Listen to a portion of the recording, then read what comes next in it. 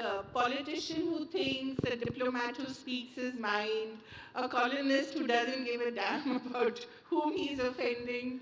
I think you're all of these things.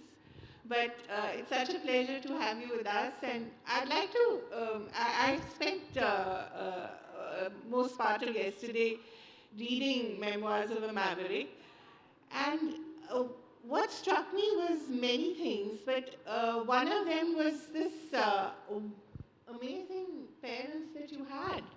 And I had no clue that your father so narrowly escaped being killed during partition.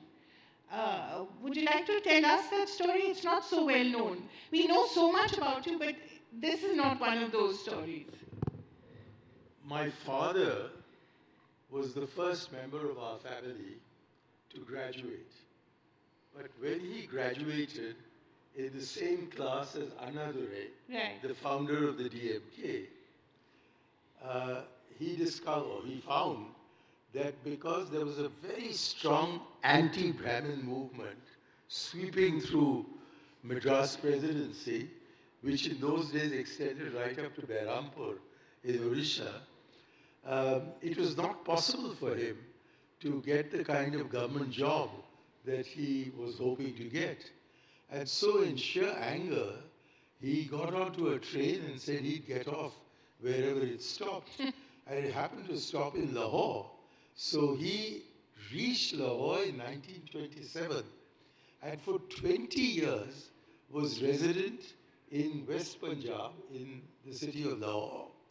And when partition came, like a lot of people, including I think Muhammad Ali Jinnah, there was no understanding of what partition meant. So since most of my father's clients were in what is today West Pakistan or Pakistan, he toyed with the idea of becoming a Pakistani national. Now, Which anyway you're accused of being, so it's okay. Sorry? You're accused of being that in any case. Well, you know, it's not surprising that he thought along those lines. Because there's a story I think I've not told, which is that Fatima Jinnah, the sister of Muhammad Ali Jinnah, she met a well-established Lahori called Mia Iftikharuddin and asked his Begum whether she could recommend a really good cook. And Fatima Jinnah replied that, Begum Iftikharuddin replied, but you will find lots of very good cooks in Karachi. And she said, no, not for my Karachi house, for my Bombay house, because we intend to spend 6 months in Bombay and 6 months in Karachi. So that illustrates the ethos that obtained until the 17th of August, 1947, when the Radcliffe Award was given, had suddenly divided all a people who had lived together for centuries into two different nations. And my father was a victim of that. He came across to India. I don't know how he survived, because the 17th of August or the 18th of August was one of the worst days to try to get from Lahore half an hour to the border with India. But he survived that. But on arrival in Delhi, he was witness at Panchkuhi Road to a young little Muslim boy, aged about 13, begging for his life, saying, I'll say Ram, I'll say Krishna, I'll say whatever you want, but please spare me. And the thugs who had got hold of him just slit his throat in the eyes of my father. And my father always told me that he always felt that that was the punishment he received from God for all the sins that he had committed in his life. And my mother, since you asked about my parents, also had an extraordinary beginning. She was the daughter of a tehsildar, who was quite an important official in British days. But at the age of, when she was about 7 years old, her mother died in giving birth to a child. And her father got remarried with only the purpose of having someone to look after the children. And he was swept away in the influenza of 1918, the global influenza of 1918, the worst pandemic before we had our coronavirus. Right. And so she was orphaned at the age of 10. And when she was less than 10, she was about 8. And she was farmed out to various members of the extended family, effectively as a servant, until Sister Subbalakshmi, who ran a school for child widows, picked her up and kidnapped her, took her to Madras, gave her an education. And then when Amma was about 20 years old, she graduated from Queen Mary's College and joined the Madras Education Service. And her first posting was to Visakhapatnam. And when she arrived in Visakhapatnam, the officials there didn't know what to do with her because they had never met a 20-year-old single woman. And they didn't know what to do about her accommodation.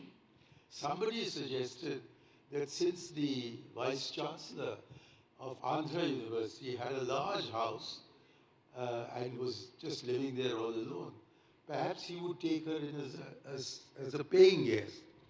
And that's how Amma happened to go to the Andhra University Vice-Chancellor's home. And as it turned out, he was none other than Dr. Sarvapalli Radhakrishnan.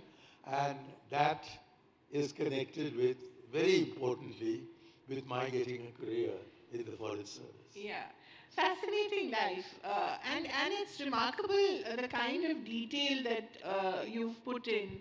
You know, they say Indians are not very good at documentation. You seem to be proving them wrong. Well, I had a mother who was a great raconteur, and so I've heard the story of her life from her very often. And my publisher was particularly intent that I must write about my parents before I come to myself. Right. But Karan Thapa, in reviewing the book, has said that the first 100 pages are very boring because he goes into such great detail about his early life. Well, I suppose each person to his own taste. Right. My publisher wouldn't have published the book without those first 100 pages, and Karan could not arrive at a complimentary remark until he had dismissed the first 100 pages. So the choice is yours. You can either read the first 100 pages or just ignore them altogether. No, I think they're quite fascinating. And what a tremendous life. I mean, so many different kinds of things you've done. Of course, we all know your connection with Rajiv Gandhi. I have to ask you about him because I find him as fascinating as you do. And you describe him as someone who turned a silver spoon into a golden one, which I thought was a marvelous description. Also, one of the reasons why people had this sort of, they didn't quite appreciate him enough, perhaps. Well, that particular remark I actually made to Rajiv Gandhi himself. It was after his defeat in 1989. Right. And we were walking up to an Indian Airlines flight. And as we were on the tarmac, he suddenly turned to me and said, people say I'm arrogant. Am I? So I replied, sir, you were born with a silver spoon in your mouth and you turned it into gold. And I think people resent that. Yeah. He didn't continue the conversation, but I could tell from that he was reflecting. He was reflecting on why, who had an airlines pilot who got a majority of 404 seats in the Lok Sabha, should have suddenly descended to well below half that. I think he got only 197 seats. And so he was reflecting, not only politically, but also personally, as to what had gone wrong where. And it was in that mood that he asked me whether I thought he was arrogant. And incidentally, interestingly, my daughter, my youngest daughter, has said about my book that there are some pages where I appear to be terribly arrogant and other pages where I appear to be very humble. So yesterday I sent her a message saying, can you please give me the page number where you found me to be arrogant and give me the page number where you find me to be humble. I'm just me, and I suppose humility as well as arrogance are part and parcel of my composite being. But what is also part and parcel of you, I think, is the ability to laugh at yourself. That's very rare, isn't it? Politicians don't tend to laugh at themselves. In the book, I've explained how one of the teachers who had a major influence on me and all our generation at school, an Englishman called Holdsworth, he told us that the difference between wit and a sense of humor is that wit is directed against another person. Right. So if I crack a joke about you, Yeah. and you laugh, well, that's funny from my point of view, but from your point of view, because you've laughed at a joke at yourself, it's a sense of humor. Right. So he said a sense of humor is the ability to laugh at yourself. And he went on to explain that when the Germans in the First World War, in which he fought, couldn't understand why the British Tommy was performing so well when the British generals were awful.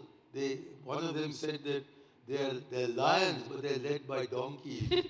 So Holdie said that is because the Germans felt that they didn't have a sense of humor. So they wrote a pamphlet in German which said how to develop a sense of humor. And he said that just showed that they didn't have a sense of humor. And that is why they lost the war. Sorry to be racist, but that is very German, isn't it? To write a pamphlet about it. But, this whole idea of laughing, the ability to laugh at oneself, also the ability to, the way you would craft speeches and the way you would, sorry to go back to Rajiv because I found that very interesting. The way you would craft his speeches, the attention to detail that he had, the echoes that you often found unknowingly perhaps to him of Nehru's thinking, I found that quite fascinating. Well, since we are talking about words. Yeah, when I look back, perhaps even at that time, I was dead against the emergency. So although I had been earlier, before the emergency, an admirer of Indira Gandhi, as I think almost all Indians were, when the emergency took place, the scales kind of fell from my eyes, and I found that she was not a person I much liked. So when I found myself suddenly as speechwriter to her son, I had a great admiration for Nehru. And I think that has been the biggest influence on my life. Because I was 6 years old when Nehru became the Prime Minister of India, and I was 23 years old when he died. So for 17 of the mind-forming years of my life, there was only one Prime Minister, and one couldn't conceive of another Prime Minister in India at that time. And so let us not tell the current Prime Minister this. Let us not tell the current Prime Minister this. I said that the ethos of the country was so deeply influenced by Nehruvian thought that any alternative seemed to be bizarre. In those circumstances, when I found myself as speechwriter to the grandson, I was constantly quoting Jawaharlal Nehru. And I often wondered whether Rajiv would not notice that I was not quoting his mother. But interestingly, he never ever reprimanded me for that. He never asked me to add in a quotation from his mother because I think he too disapproved of the emergency. And so, whenever it came to having to write something about Indira Gandhi or say something about her, he would ask Sharda Prasad to draft that particular speech and save me the embarrassment of having to write in praise of somebody whom, after 1975, I suddenly ceased admiring. So that was evidence of the kind of honesty, integrity, openness and frankness which was characteristic of Rajiv Gandhi. The other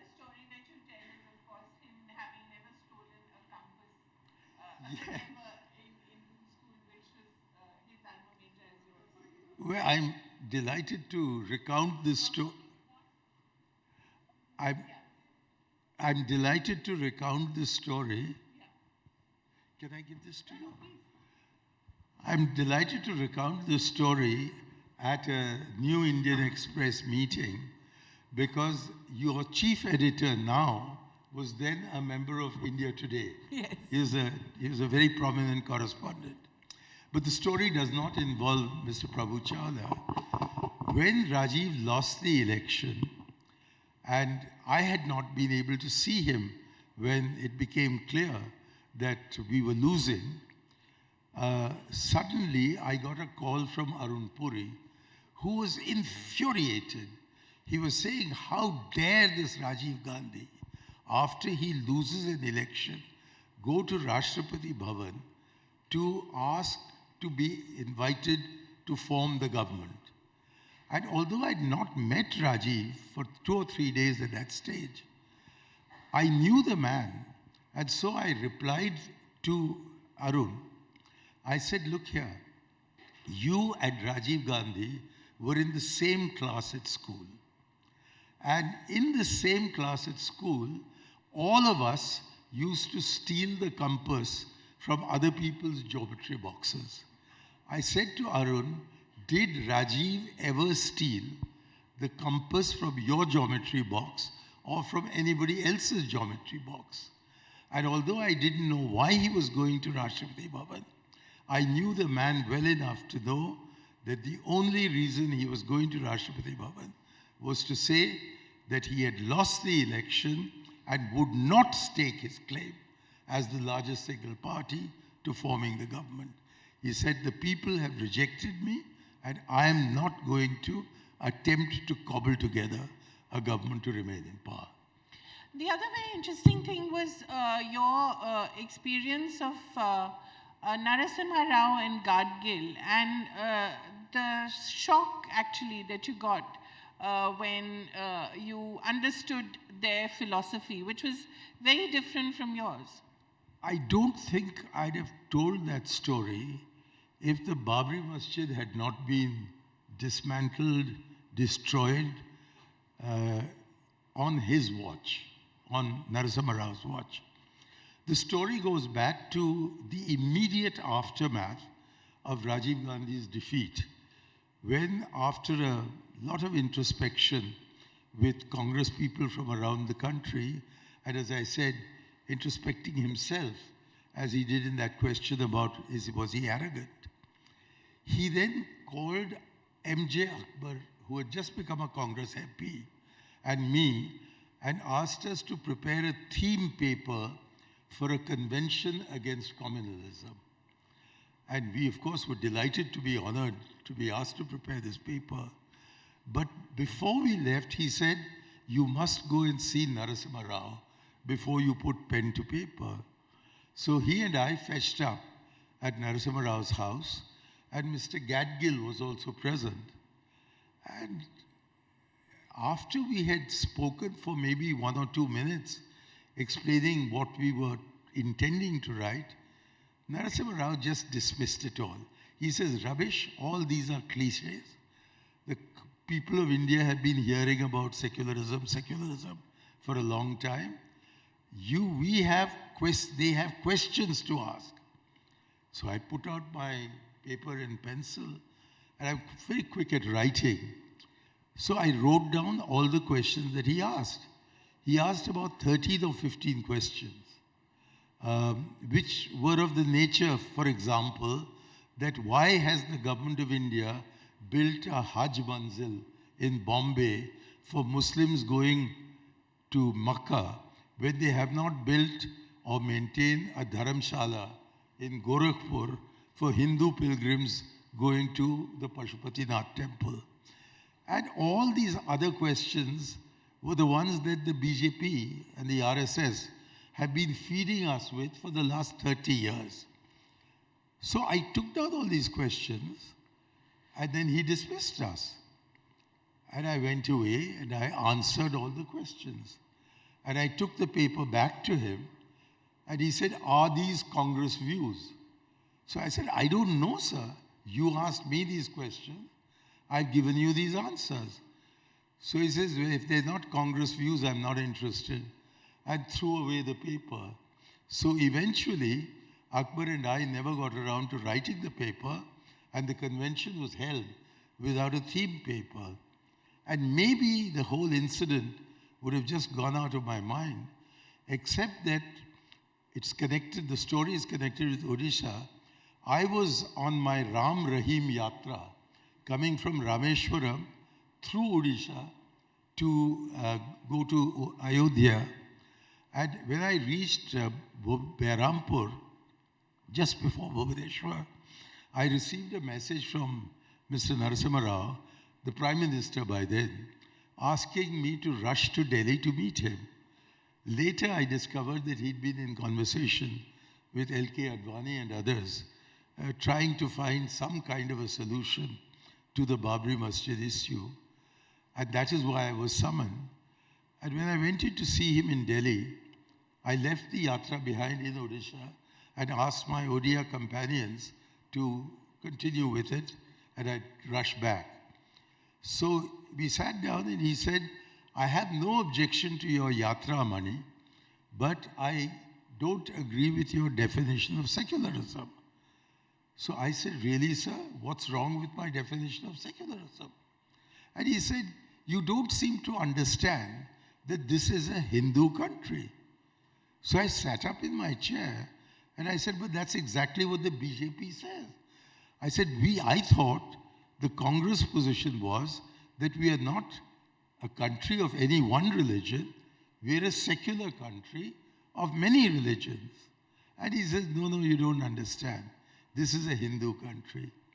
And just 3 weeks later, about 4 weeks later, the Babri Masjid fell. So it fell because he actually agreed with the other side that this is a Hindu country. Not for nothing was he called the first BJP Prime Minister from the Congress. Well, since it was I who said that. You said that? I don't want to go into that because I've dealt with it at great length in my next book. Okay. That is this is a trilogy. And in the third volume, which starts with my coming to Parliament in 91, there is a detailed description of what life was for a secular congressman under a rather doubtful Prime Minister of the Congress Party. So what is life like now for a secular congressman with a Congress which is also doubtful about what it's doing? I agree with you. It is difficult. Certainly, the kind of extreme position I've taken. In fact, coming in, I saw that while I couldn't see where my present book was, but I wrote a book about 20 years ago called Confessions of a Secular Fundamentalist. Right. And I see that is on sale outside. So even if you don't buy my present book, do look at my book of 20 years ago. I think my problem is that I am a fundamentalist when it comes to secularism, and most Congress people, including I think the Congress leadership, does not want to be fundamentalist about its own fundamental principles. It wants to project itself as not being unsympathetic to the view of the majority community. But I think in a country which is 85% Hindu, the Hindus ought to have the self-confidence that their Hinduism cannot be subverted in this country, and that the real problem of secularism is not ensuring a decent life for the majority, it is ensuring a decent life for the minority. And if the minorities are quivering as they are doing today, then there's something wrong with our secularism. And that what is wrong is that the definition I have of civility is the treatment that we give to our minorities, our linguistic minorities, our ethnic minorities, and above all, our religious minorities, and in particular, the only religious minority that is substantial in India, which is the Muslim minority, and though they may constitute only 14% of India's population, subject to the postponed census and what it has to say, the fact of the matter is that there are nearly 200 million Bharatiyas who call themselves Muslims. And so we have to ensure that this country lives in harmony with its largest minority.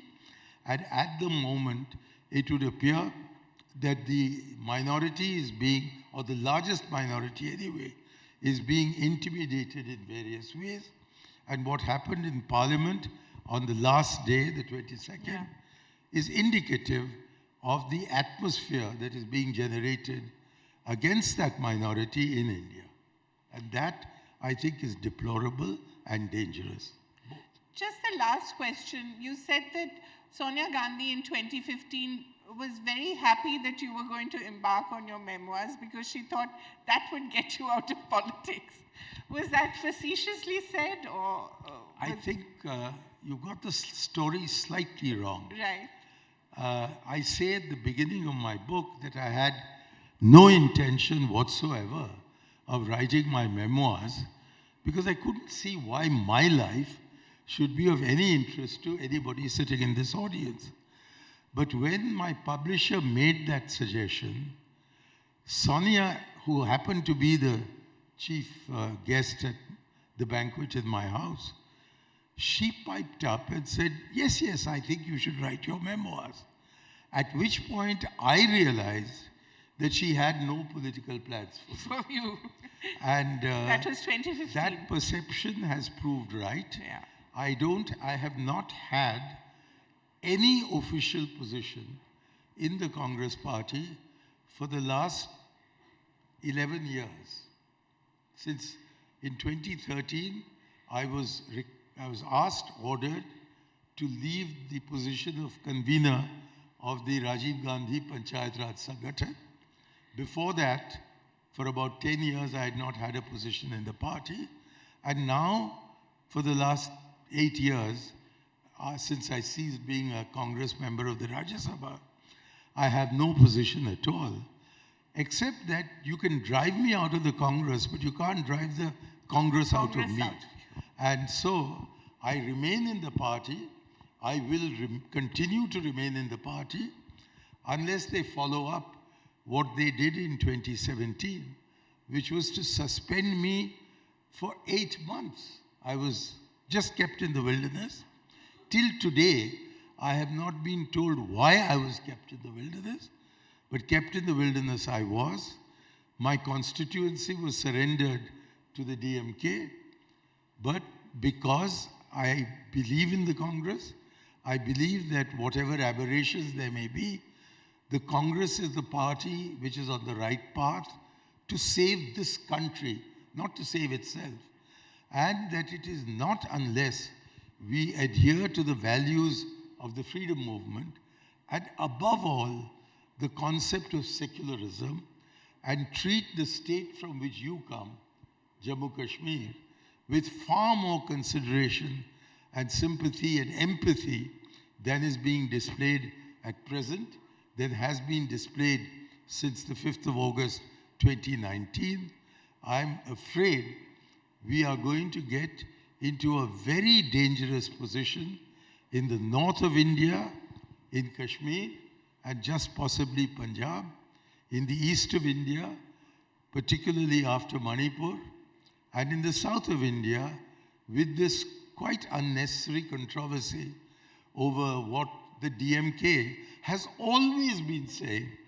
I mean, since the day my father could not get a job, the Dravidar Karaham, which is the main intellectual force of the Dravidian movement, has been saying this. So what is so new?